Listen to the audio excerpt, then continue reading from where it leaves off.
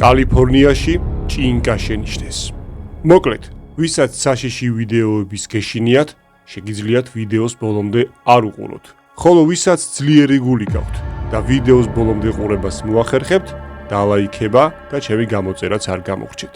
ახლა კი დავიწყოთ. კალიფორნიის ერთ-ერთ ძალიან დიდ ტყეში ჭინკა შენიშნეს, რომელიც თავიდან არც თუ ისე საშიშად გამოიყურებოდა. ერთ-ერთმა ადგილობრივმა მოქალაქემ საკუთარი ძაღლი კურდღელზე სანადიროდ წაიყვანა. ბევრი იარეს, თუ ცოტა იარეს, აღმოაჩინეს, რომ კალიფორნიის ამ ტყეში არა მცდუ კურდღელი, არამედ არც ერთი ცოცხალი არსება აღარ არსებობდა. და მიზეზი იყო ის, რომ იქ ჭინკამ დაისადგურა. რამდენიმე საათიანი ნადირობის შემდეგ ძაღლმა ტყეფა ატეხა.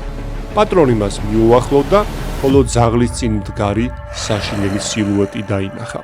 პატრონიც და ძაღლიც ძალიან შეშინდნენ. რა თქმა უნდა, შეეცადნენ გამოქცეულიყვნენ, თუმცა რაღაც მომენტში ჭინკა მათ დაედევნა.